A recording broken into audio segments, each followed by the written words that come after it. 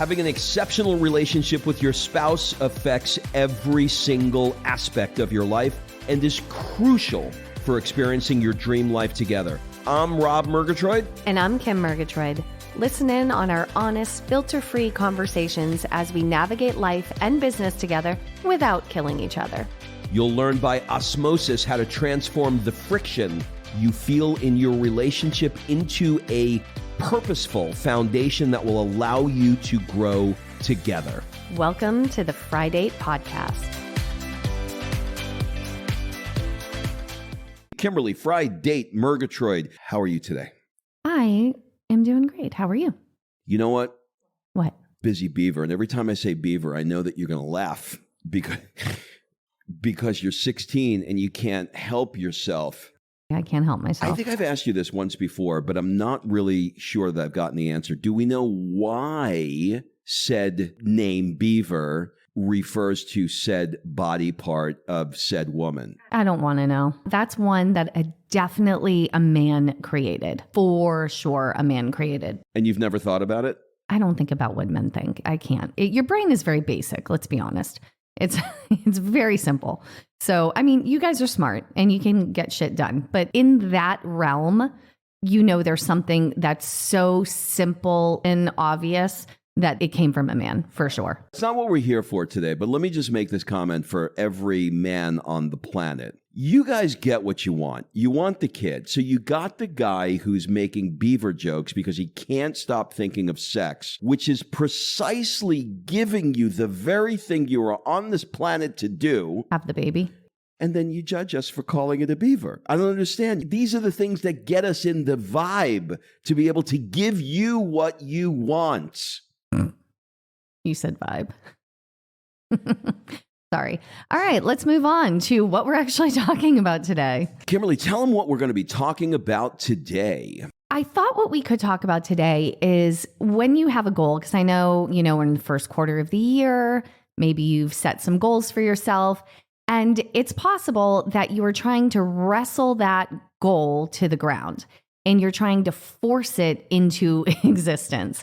And I just want you to know that's working against you. And so that's what we're going to talk about today. We're also going to give you some tips and strategies on how to take the pressure off when you feel like, oh, God, I got this goal. It's not happening. It's not happening. It's not happening. What do I do? What do I do? What do I do? Well, can I say something just on that? Let's just kick it off here.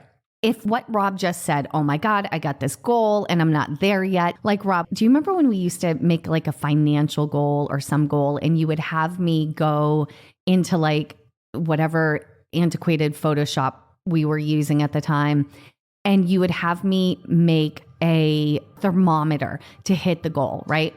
Like if you were a church and you were raising money in the bingo club, every time somebody won in bingo, the thermometer would get filled in with a red magic marker. So the point of that, though, is what you just said. Oh my God, I'm not hitting it yet. Oh my God, I'm not even close. Oh my God.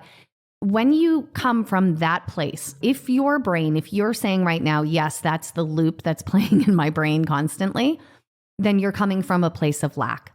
And you're never going to be able to be in the vibration you need to be in, quite honestly, to have the creativity to accomplish the goal, to have the problem solving to accomplish that goal. If you're sitting in the stink of a really big problem, you can't come up with a solution. Like, you never come up with the solution to the problem when you're crying. Like, have you ever been at the bottom of the barrel in the pity parade, crying or lamenting over something and go, oh my God, I have the best idea? Like, that never happens. And so if the loop that's playing in your head is one of, I'm never going to hit this goal, oh my God, I'm so far away from this goal, blah, blah, blah, blah, blah, then problem number one, you have to get out of that loop and you have to start looking at it in a different way. I hate how routine the Good Vibe Club or High Vibes Only has become, because it minimizes the importance of vibration for me. And when you're in that stink place of lack, you can't create. And so what do you have to do? You have to get out of the stink place of lack. You have to get into a positive space. Like, you always feel more creative. And I mean creative not in like an artistic way. I mean creative in problem solving, creative in creating your product, creative in marketing, creative in everything. You always feel more creative when you're in a better mood, right? Have you ever been in a shit mood and been like, oh, I'm so creative right now? Never. That doesn't exist. So you have to change your vibration. How do you change your vibration? There's many ways. So this is super high level, and we've talked about this before. Rob, how do you stay out of the stink vibration and into a healthy, positive, momentum building vibration? Well, I could start with what doesn't work. What doesn't work is telling yourself, I'm happy, I'm happy, I'm happy. It just feels bullshitty to me. What does help is for me to get a high level vision of what it is that I want and know that that big vision that I want, let's say you use the example of writing a book. So the idea of writing a book is insurmountable in many ways when you really, really think about it, right? You kind of like, just in short, you have a million conversations, you take notes that wind up being like 1,000 pages, and then you look at those 1,000 pages and go, okay, is there a book here? Is there an outline here? And then you look at the outline and go, are there chapters here? And so there's 1,000 steps that you have to do. And if you try and figure out what the end product, I'm looking at my bookshelf here of, a book sitting. When you try and think of that thought that's in the ether being in a physical copy sitting on somebody's shelf somewhere, it's too overwhelming. So what helps me is to visualize the excitement of the finished product of what I'm going to have and understands that there are 1,000 next steps. So I do two things. One is I go super high. Man, it's going to be great when this book is done, i.e. the goal, the vision of what you want for your life, and then go super low and go, okay, well, I'm excited about it now. I'm excited about, seeing this on the New York Times bestsellers. I'm excited about, having this turn into a movie. But for that to happen, there are 1,000 steps along the way. What are the one or two that today I can do to move me closer? And then there are certain things that I've determined require a bit of a routine around. And I know that if we continue on with the book example, I know that if I write for an hour a day, where like I really just turn on Do Not Disturb on my phone, and I listen to some neural beats music in the background to stay focused, and I give myself a solid 55 minutes. If I do that every day, that's 4 hours a week. 4 hours a week times 50 weeks a year could potentially be a book. Maybe it's 2 years, I don't know, but it could potentially be a book. So the routine of that helps too. So I think some of this just depends on what the goal is, what the strategies are, and some things are just easier and you just know exactly what to do next. Some things are super creative and they require like a place for you to think and a place for you to be in the right vibe. But to your point, everything is around not going into overwhelm and getting into that happy place in whatever way you can find your way in. So to not go into the place of lack, oh my God, I'm looking at the book on the shelf and I don't even have page 1, right? You create small milestones and you reach those small milestones. So today I'm going to do this, or this week my goal is to do this. And when you accomplish that goal, now you've built momentum towards the bigger goal, right? And you consciously understand that there are going to be 1,000 steps to get there, but every time you take one step, you're closer. And so you're not judging the lack. You're not looking at, we're going to use this book example. You don't look at the book and go, well, if my goal is 400 pages and I only have 3 completed, or I just have my outline completed, I'm never going to get there. That would be sitting in that stink place of lack. But instead of doing that, you're creating small milestones so you feel like you're constantly accomplishing. And the vibration of constantly accomplishing, even though you're the same number of pages away from actually finishing, but the vibration you create with the intention, it's your intention, right? Like you want the goal done now, but that doesn't work like that. And so if you have these tiny milestones set up, then you're constantly in a place of accomplishment, which is a place of momentum, which the vibration of accomplishment and momentum in how you feel is going to move you even faster versus, holy shit, I have so much left to go. I think it's even deeper than that. I think that is 100% accurate. But if you unpeel that a layer deeper, what I'm starting to discover from this is going to go a little more esoteric, a little bit more woo-woo, which I know you guys are all okay with. When I think about the book, on the surface, yeah, I want to have it done so that I've got something out in the world that I feel like is mine and it's made a difference. But I'm starting to think about things a little bit deeper now. Like I'm starting to think about how do I want somebody to feel when they read it? And if somebody were to just open up to any random page, how would that page talk to them? And in what way could the book have a shift in somebody's life in some meaningful way? So the point I'm trying to get at is whatever the goal is that you have for yourself, if you can get to the why and the intention behind it and anchor yourself to that, it takes the pressure off. Because when you think about producing a book and producing the first chapter, it's stressful. But when you think about trying to tap into some creative resource that's out in the world that's going to come through you so that when somebody reads it, they're going to be feeling a certain way. That's the thing that I think gets me out of overwhelm. Okay, so here's what I love about this, because we're talking about wrestling the gorilla to the ground, right? Wrestling that goal to the ground. What you're explaining right there is the absolute opposite of wrestling it down or forcing it. We tend to think that you got a checklist and you just got to get it done. So I'm going to go Rob California. Rob California had a checklist. Every minute was accounted for. Every minute was actually overscheduled. And it was like, I got to do this. It was like a punch card that you went down. The vibration wasn't right. You did the best you could with meditation and journaling to like keep your brain straight, but the vibration wasn't right and you were forcing it. You were wrestling the gorilla of success to the ground instead of allowing it to come through you and starting in that place. And you know, forcing is a habit. We have you create a habit of I am going to force this success. So I remember when I was a kid and I'd have a test the next day and I would stay up until, 2 a.m. cramming for the test. That was forcing it.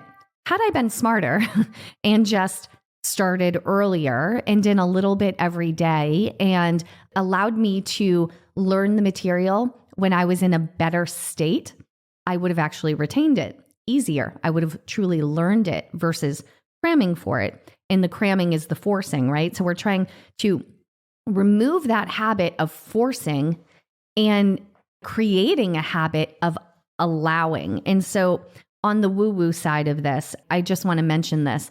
In the world of manifestation, in the world of the woo-woo and making things happen, it's not about sitting your ass on the couch and like thinking this is what I want. And then you sit your ass on the couch and a genie comes out and magically grants your wish. That's not what manifestation is. Manifestation is taking inspired action. But if you're taking action just for the sake of taking action, you're forcing action and it's coming from probably a stink vibrational place and you're wasting your time. And there's a lot of people that are like, any action is better than no action, right? There's a lot of people that promote that. I happen to disagree on this because if you're constantly taking action, you're not in a good vibrational place, you don't have clarity on what you want, you're wasting your time. You'd be better off taking a nap, changing your vibration, and starting again. So I love what you're saying there about not forcing it and allowing it to truly come through you. I'm at this stage in my life now where I'm asking why a lot. I think you come out of the earth and you're a 4-year-old and you're like, why is the moon fall? You know what I mean? Then after those 50 years are over, you go, oh, I actually don't know anything and I need to ask why again. And that's the stage that I'm in right now. So when you talk about allowing it, I asked myself the question, well, why in the past, when you described, me living in California and having everything overscheduled and just executing, there was not a lot of allowing at that point in my life. And so if I ask myself, why was I not allowing? I think that it's probably, did I have the skill set to know how to do that. And I think it is a skill to learn how to listen to yourself. I mean, we've all been around people who have a lot of fucking mental chatter and they're not present with you. They're just talking while you're talking, and you could just see the crazy that's going on in their head. And I think it takes a bit of a skill set or just some method of practice, whether it's meditation or it's journaling or it's taking a deep breath before you begin something, praying, whatever it is for you to get yourself to just be in the moment for a second and to just chill out, to allow something to come through you. And I think the other part of it is trust. We are souls walking this planet, and we get messages, not to sound like I'm wearing an aluminum hat right now and, I'm getting messages from Jupiter, but we do, right? We get these messages. We've all had the feeling where we think about somebody and the phone rings and it's them, right? There is just some intangible thing that's out there. And I think finding a way that you can tap into that speaks to this allowing piece, which is, okay, this is the thing that I want. Now, how do I allow this to happen? I'm reading this book by Rick Rubin, and I strongly recommend, if you don't know who he is, he's a music producer. He's done everybody from Adele to Johnny Cash, Neil Diamond, Red Hot Chili Peppers, NWA. I mean, System of a Down. Like he's done everything from acid rock to ballady stuff like Adele. And he's not somebody who has he doesn't know how to work a mixing board. He doesn't play an instrument. He can't sing. And he has trained himself to get very, very good at listening to what his taste is and knowing whether or not something is real and authentic. And he's famous for working with Adele for 2 years. And at the end, Adele's exhausted. And she says, the album is done. I'm happy with it. And she comes to him the next day and he's like, what do you think? And she's like, I'm super happy with it. And she says, what do you think? And he said, I think we need to start again. And she looks at him like, are you fucking kidding me? And he's like, I'm not buying it. It's not real. And that is the Adele 30, the one you hear today. Also, in another one, Neil Diamond is a rudimentary guitar player at best, but he's over performative, when he sings like Sweet Caroline. He's a good singer, but he's been criticized for being too performative. And so on his most successful album that Rick Rubin did, he gave him the guitar. And he said, I'm not playing the guitar when I sing. He said, well, I'm not going to work with you then. And he said, what are you talking about? He said, I'll just get a session guitarist to do the thing. He said, no, I want you to do it. And he didn't know why he would have him play the guitar. And it allowed him enough of a distraction where he had to concentrate on the chord changes while he was singing that allowed him to tap into the song without the conscious need to be over performative. Let's say an example would be if you're making a video for Instagram. If somebody were to just video you having a conversation of something that's on your heart, you would get the best of you out of it. But if somebody goes 3, 2, 1 and points a camera in your face, you're performative. So finding what it takes for you to tap into allowing. And he also said something else, and I'll stop with Rick here, but these are all good. He said, if you get an idea, let's say that an idea comes to you and you're in the zone and you get this idea for what you need to do next, but for whatever reason, you don't act on it. And then you find out that somebody stole your idea and is acting on it. He said, it's not so much that it was your inaction. It was the idea was ready to be born into the world. And if it wasn't going to be you, it was going to be somebody else. I heard that when people tap into their inner being source, their consciousness, whatever they want to call it, there's a plethora of ideas that everybody is tapping into the same bank. And I can't remember where I heard this or saw this, probably a documentary on like ancient aliens, who the hell knows, but with the shit I watch. But when they do, there are numerous accounts of someone, you go back a couple thousand years and someone on one side of the planet had the same idea as someone on the other side of the planet at the same time. And there was no social media. There was no, obviously, but the idea came out birthed at the same time. And so you have to be tapped in to be able to have these ideas. And, I was having a conversation with a friend the other day, and we were talking about she's more religious than spiritual, and I'm more spiritual than religious. And so I mentioned to her that prayer, from what I've been told, prayer is when you're asking, you're praying and you're asking for things. Meditation is when you're receiving. Meditation is when you're listening for the answers, right? You're not asking. And I think that's why meditation is so powerful in what we're talking about here with going after goals and in manifestation, because if your energy is in the forcing, in the obsessing, in the I am going to will this shit into existence, I am going to make it happen kind of energy, then you're working against yourself. You're making it harder and harder. And, people say it's a path of least resistance. Why aren't we seeking the path of least resistance in everything we do? Why do we want to make this fucking hard? There is no pain, no gain. You got to grind it out. I saw something the other day. It was like comparing their calendar to their success. Like the more filled your calendar and busy you are, the more success you bullshit. Let's look at the path of least resistance. Let's aim for the path of least resistance. So if you think about, this is interesting, okay? We were just talking about Adele, right? We can say Adele is probably like the best female singer in the world. Best vocalist for sure. Fucking amazing. She's got a God-given gift, no question. She's worked on it. She's made it better. Do you think that she is as successful as she is because her calendar was full? Or do you think she's as successful as she is because she takes 5 years between each album to allow something to come through her that means something so that she can express it in only the way, the talents and the gifts that she has, she can express it in that way, so much so that that story that she puts into that music moves you in a way that she's selling tickets for the last row where people are looking at a pole in Las Vegas where she's a dot on the screen for $1,000 a ticket because it moved her and it moved you. So one more Rick, and I'll stop with Rick because I think these are all illustrative of letting go. So he was interviewed on 60 Minutes and he was interviewed by Anderson Cooper. And before he sat down with Anderson, he said, "Can we take 2 minutes to meditate together?" And Anderson looks at him and he's like, "Sure." And he closes his eyes and he takes a breath.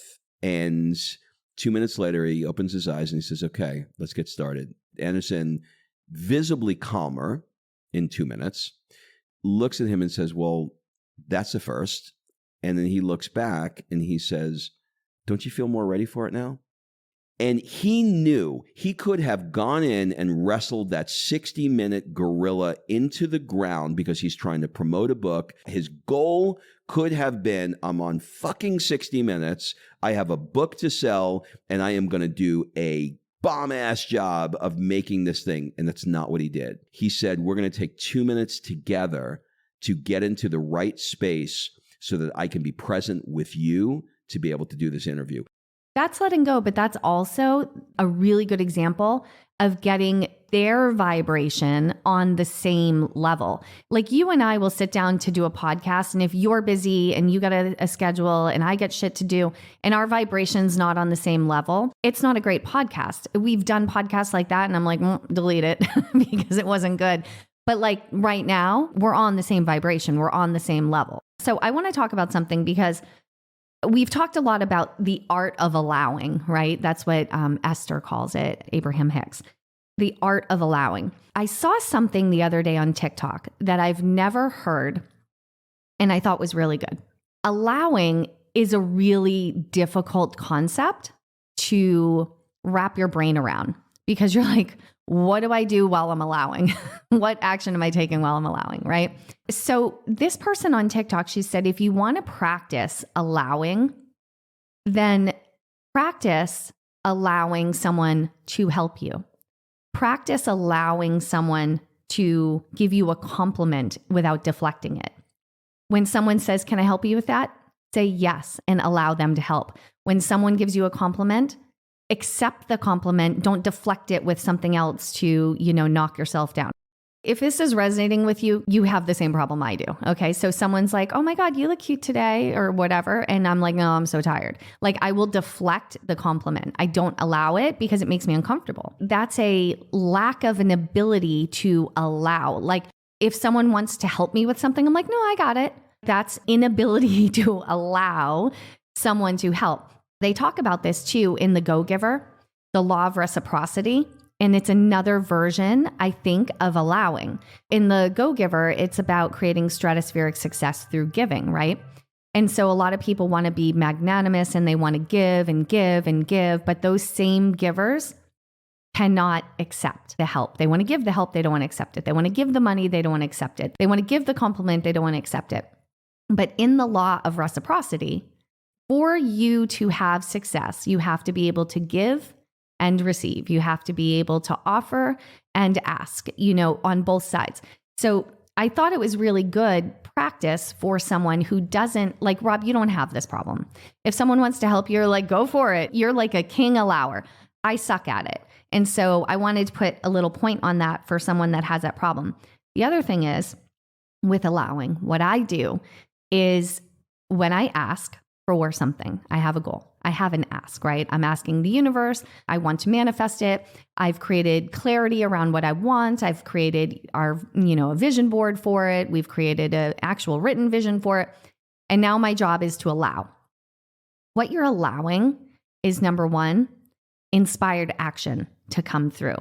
So if you're in that place, in that clear place, like Rick Rubin got into with Anderson Cooper, you're doing meditation, you're doing something to get into that connected place with your inner being, source, all of that. You will get the nudge to take inspired action. And that's where you take the action. The action should be inspired and not forced. So you have to be in the place of allowing in order to get the message, oh, maybe you should do this. And I think that's really important. The other thing is when I'm not getting that message and I'm going into lack, I'm going into the stink place of lack, I remind myself, we did this, Rob, for a year. We had stickers all around the house. Everything is always working out for us. That doesn't mean we're going to get what we want. That means it will work out in our favor because nothing has ever happened that I haven't looked back on and went, oh, I see why that happened that way. So having the knowing and the belief that everything is working out for you in the end allows you to allow. I think that was very good. The other thing is around how something feels. Like, for example, I knew when I met you, I just felt really good. You know what I mean? Like, I felt really good around you. I just enjoyed being with you when I wasn't with you. I felt like I wanted to be with you. And when it comes to things like love, where it's compelling for us to act on how we feel around something, like I just feel so great when I'm around her. So it's overwhelming because there's so many things that are happening to you when you have that feeling. So it's like your body's compelled. But I think even on these subjects that we're talking about, like I did a coaching call with someone. My coaching is shifting now into more people that are looking to create a next chapter for their life. And I only work with a few people. And by the way, if you're listening and you want to work with me, we'll put a link for how you can do that in the show notes. But I was talking with her and we're in the stage now where we're brainstorming what would she want in her next chapter. And the idea comes up of moving to Japan. And so after we did the conversation around Japan, we started having these discussions that were not really relevant to this stage of the conversation. And it was around, well, how do I move my stuff there? How do I get a visa to live there? How much would rent be for there? And I was like, whoa. We're nowhere close to that. And so it dawned on me, because I've trained that out of me. When I think of a goal that I want, in the beginning of the goal, at the 100,000 foot level, I'm just dancing around in the dandelion fields, feeling my way about living in Japan and eating sushi at night. And I've got these images of, Lost in Translation and what the scenery looks like in that movie, right? That's where you should be when you're initially thinking of something new. And if you go too low, and you're trying to wrestle that gorilla to the ground, it's too overwhelming. Well, not just that, but asking why and the why behind it. Why do you want to live there? What would the life look like? Getting lost in the why is the fastest way to manifest something. Getting stuck in the how and asking how is the fastest way to stop a manifestation. Because when you ask how, what happens? Well, I don't even know how to get a visa. That creates lack. Your vibration immediately drops. You're out of the manifestation. So you have to stop, because I can tell you from being an expat that moved to another country, when you get lost in the vision of what you want, all of a sudden, the person with the visa situation, like the solution pops up out of nowhere. And you scroll and all of a sudden, maybe a TikTok pops up and it says, are you thinking of moving to Japan? Here's how you get a visa. And all of a sudden it's like, oh my God, how did that just happen? The how will show up. The how is the inspired action. Your job is to get lost in the why. So if you're getting lost in the how, you're wrestling the gorilla to the ground. You're trying to force it, right? Let me tell you how on point that is. In the process of writing this book, I'm going back to different stages of my life, trying to understand why I did certain things. And I was in a very big how stage for a lot of my life. And when I look back on that time, when I asked that question and went too low, how do I make the $1 million? We'll make up a story. Because it's the wrong question to ask, and because your brain will answer whatever question you pose to it. It's like ChatGPT. It's going to give you a fucking answer, right? The answers that I got were not quality answers. The answers were, well, this is how this guy did it. So create a template of how he did it and duplicate that template. That was the answer that I got to the how. That's not the right answer. The right answer is to allow the how to show up in the form of, this is how you move to Japan. But if you're somebody like me, where it's like, tell me fucking how to do it. I just want to know how to do it. And you're wrestling with it. And you're like, okay, great. Sounds good. I'm going to wait for a Facebook ad to show up and show like when's the Facebook ad coming, right? That's where the allowing comes from. So you have to, so just to recap a little bit on this, wrestling the gorilla to the ground isn't going to get you to the end goal faster. It's going to get you there more stressed. It's a habit you put in place. So instead of doing that, we want you to not overwhelm yourself, create small bite-sized milestones that you can achieve, that you can celebrate achieving, and that will move you into actual momentum versus a state of lack. Listen, this is what we did. We put together recently a vision board course, and we'll put the link in the show notes so you can grab it. This is what we did in the course. Like, we sat down and we're like, okay, well, what have we learned about not making a vision board that winds up just falling in the back of your closet at some point? Like, what are the things, because we've used vision boards to manifest these things, and the mixture of creating the vision board and then allowing it to happen and all these things that we're chatting about today, we've used it. So we put all of that together in a system. So when you hear vision board course, you're like, what's the deal? Like it's a poster board, some magazines, and some glue, right? Like, why do you need a course about that? This course is about creating ultimate clarity. That is the bulk of this course. It's a multi-step process of getting super freaking clear on exactly what you want, because clarity precedes momentum. If you want momentum towards your goal, you have to be clear. So the bulk of this course is that. It's not about the board and the glue in the pictures, although there is a section on that because you can screw that up too. So most of it is about creating the massive clarity. Then, of course, there's the board. But then you'll get our daily manifestation checklist, the things that we do every single day to speak and manifest that board into existence. And we have done it time and time again. We have been successful with this. We have helped other people be successful with this. Everything we've done is in that course. And so if you want to grab it, use code FRIDATE25 to get 25% off. So there you go. It just manifested itself a discount for you. How about that? Friday 25. All right. Is our work done here? It is. Let's go on our Friday. Have a great week, everybody. We'll see you next week. Bye-bye. Come grow together with us. Rate and review this podcast. This is one small way to show us some love and tell us that you value these conversations. Leaving a 5-star review and written comment helps get this show into the ears of other couples just like you.